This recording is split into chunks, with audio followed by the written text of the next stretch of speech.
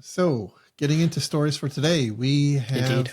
our first one up from bleepingcomputer.com. The title here is Hackers Breach U.S. Firm Over Wi-Fi from Russia in Nearest Neighbor Attack. So, this is probably not as salacious as it might sound. Obviously, the title teaser would lead you to believe that the Russians have found some way of hacking from thousands of miles away your Wi-Fi access points.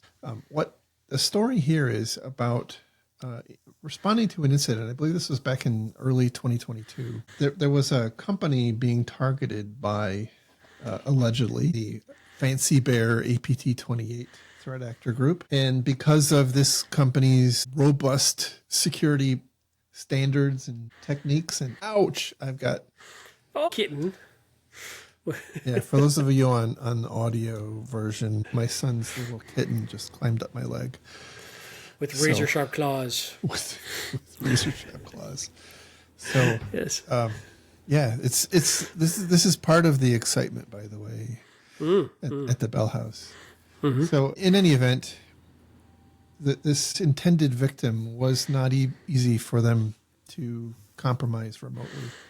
But what they did realize is that the Wi-Fi network, the company's Wi-Fi network in their office, was effectively trusted. And so it didn't require multi-factor authentication once you were on that network. The threat actor here actually went so far as to identify companies or organizations in the surrounding office space and systematically compromise those other companies until they found one that was both within radio reach of the intended victim and had obviously was able to be compromised, but then also had a system that was multi-home. So it was, let's say, a laptop that was hardwired into an Ethernet jack, but also had a wireless radio. And so they managed to find one, and that was the means of compromise through Wi-Fi. They were able to get on this system. Again, I'm assuming it's a laptop because it had both a wired connection and wireless connection, and controlled that system over the wired connection, and then hacked the intended victim over Wi-Fi. The specific details of what they did once they were on the Wi-Fi network is, I think, probably very similar to the many things that we've talked about in the past, but there's some indication that they used, at least at the time, a known Windows print spooler vulnerability to gain credentials and escalate privileges.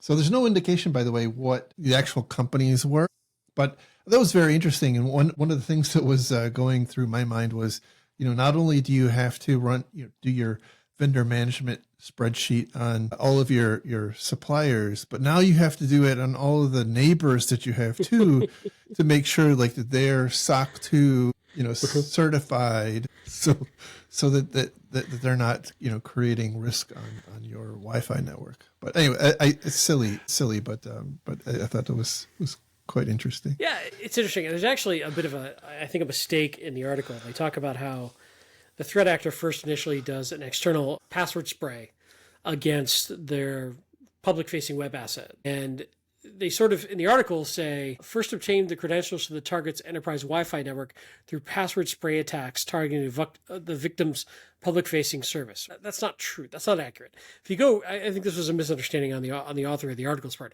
If you go read the actual report, what they did was they found a valid username and password with this password spray attempt against some service on the website itself.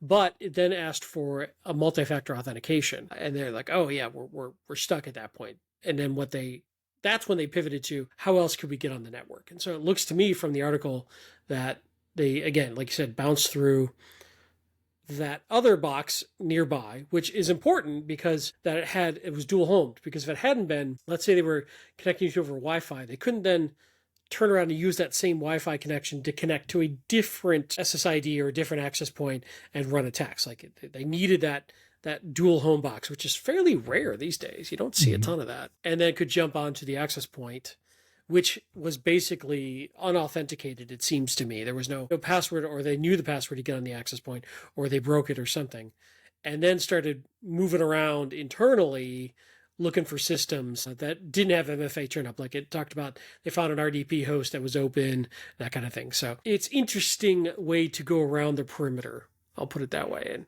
the takeaway is, to me, is wherever possible, always have MFA enabled, because you never know when somebody's coming in through a weird side angle. And, don't just implicitly trust Wi-Fi, your internal networks where possible.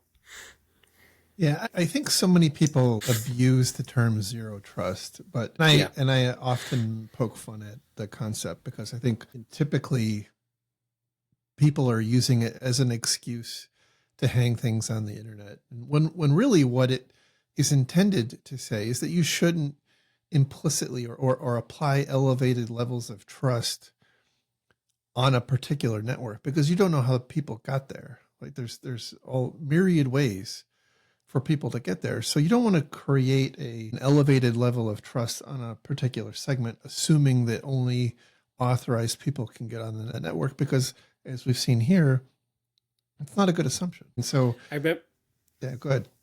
I remember in a previous company, we were doing some third-party risk management questionnaire for a potential customer wherever I was at the time. And they were digging deep into our Wi-Fi and about all of our Wi-Fi settings around like this sort of concept. And we kept trying to explain to them, our Wi-Fi network has no extra privilege. There's no trust inherent in our Wi-Fi network. It's just a network. It's the same as if you walked into a Starbucks. You have to go through the exact same logins, the same everything. And it's like there's no local servers, there's no local devices, there's nothing. It's just a network to get to the internet. And they had the hardest time understanding that, and they just wouldn't accept it. And we kept trying to explain, no, we don't have Mac-based controls, because we don't care who attaches to the network, because all it's doing is giving you access to the internet. And they just, wow, they had a hard time with that. So it's an interesting concept that I think people struggle with sometimes. At least that particular company did.